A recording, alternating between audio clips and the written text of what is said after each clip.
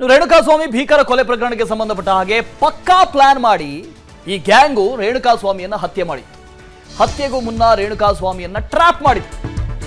ರೇಣುಕಾಸ್ವಾಮಿಗೆ ಹಂತಕರ ಸುಳಿವು ಎಲ್ಲೂ ಸಿಗಬಾರದು ಅನ್ನೋ ತರದಲ್ಲಿ ಟ್ರ್ಯಾಪ್ ಆಗಿದ್ದ ರೇಣುಕಾಸ್ವಾಮಿ. ಪವಿತ್ರನೇ ನನಗೆ ಮೆಸೇಜ್ ಮಾಡ್ತಾ ಇದ್ದಾಳೆ ಅಂತ ಅನ್ಕೋಬೇಕು ರೇಣುಕಾಸ್ವಾಮಿ. ಹಾಗೆ ಮಾಡಿದ್ರು ಇವರೆಲ್ಲ. ಹಾಗಾಗಿಯೇ ಪವಿತ್ರಾಗೆ ಸಲುಗೆಯಿಂದ ಮೆಸೇಜ್ ಮಾಡ್ತಾ ಇದ್ದ. ನನಗೆ ಮೆಸೇಜ್ ಮಾಡ್ತಾ ಇರೋದು ಪವಿತ್ರ ಗೌಡ, ಅದಕ್ಕೂ ನಾನು ಮೆಸೇಜ್ ಮಾಡ್ತಾ ಇದ್ದೀನಿ ಅಂತ ಬಹಳ ಸಲುಗೆಯಿಂದ ಚಾಟ್ ಮಾಡ್ತಾ ಇದ್ದಾವ. ರೇಣುಕಾಸ್ವಾಮಿಗೆ ಗೊತ್ತಾಗದೇ ಇರೋ ರೀತಿಯಲ್ಲಿ ಪವಿತ್ರ ಗೌಡನೇ ಚಾಟ್ ಮಾಡ್ತಾ ಇದ್ದಾಳೆ, ಪವಿತ್ರ ಗೌಡನೇ ಮೆಸೇಜ್ ಮಾಡ್ತಾ ಇದ್ದಾಳೆ ಅನ್ನೋ ಥರದಲ್ಲಿ ಟ್ರ್ಯಾಪ್ ಮಾಡಿದ್ರು. ಚಾಟಿಂಗ್ ಟ್ರ್ಯಾಪ್ನಲ್ಲಿಯೇ ಅಶ್ಲೀಲ ಮೆಸೇಜ್ಗಳನ್ನು ಕಳಿಸ್ತಿದ್ದ. ಅಶ್ಲೀಲ ಮೆಸೇಜ್ ಕಳಿಸಿದ್ದಕ್ಕೆ ಡೆವಿಲ್ ಗ್ಯಾಂಗ್ ಕೆರಳಿತ್ತು. ನೋಡಿ, ಆ ಭೀಕರ ಕೊಲೆ ಆಗಬೇಕು, ಆ ಕ್ರೌರ್ಯದಿಂದ ಕೊಲೆ ಮಾಡಬೇಕು, ಭೀಭತ್ಸವಾಗಿ ಕೊಲೆ ಮಾಡಬೇಕು ಅಂತ ಹೇಳಿದ್ರೆ ಒಂದು ಪ್ರೊವೊಕೇಶನ್ ಅಂತ ಬರಬೇಕು. ಮೊನ್ನೆ ನಾನು ಮನೋವೈದ್ಯರ ಜೊತೆ ಮಾತಾಡ್ತಾ ಇದ್ದೆ, FSL ತಜ್ಞರ ಜೊತೆ ಮಾತಾಡ್ತಾ ಇದ್ದೆ. ಇಂಥ ಕೊಲೆ ಆಗಬೇಕು ಅಂತ ಹೇಳಿದ್ರೆ ಒಂದು ಪ್ರೊವೊಕೇಶನ್ ಅಂತ ಬರಬೇಕು, ಸಡನ್ ಪ್ರೊವೊಕೇಶನ್ ಅಂತ ಬರಬೇಕು.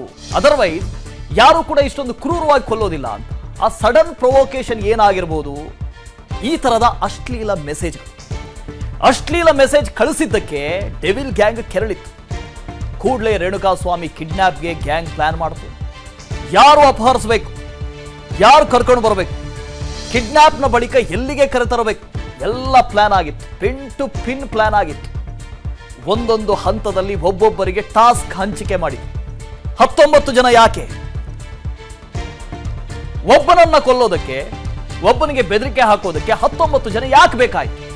ಯಾಕೆ ಅಂದ್ರೆ ಪಿನ್ ಟು ಪಿನ್ ಪ್ಲಾನ್ ಮಾಡಿದ್ರು.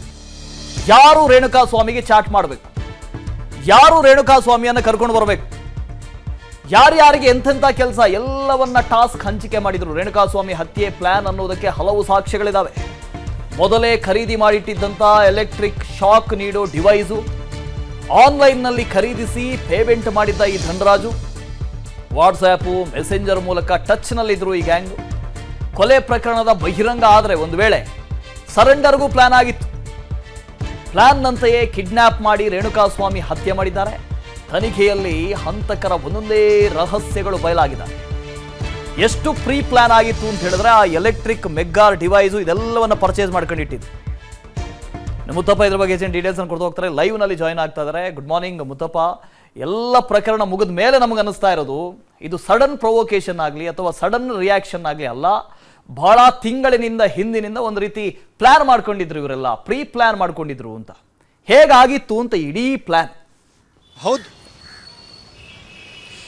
ವಾಸು, ಇದೊಂದು ಪೂರ್ವ ನಿಯೋಜಿತ ಕೊಲೆ ಅಂದ್ರೂ ಅನ್ನಲಾಗ್ತಿದೆ. ಈಗಾಗಲೇ ಪೊಲೀಸ್ ತನಿಖೆಯಲ್ಲಿ ಸಾಕಷ್ಟು ಅಂಶಗಳು ಕೂಡ ಈಗ ಬೆಳಕಿಗೆ ಬರ್ತಾ ಇರುವಂತದ್ದು.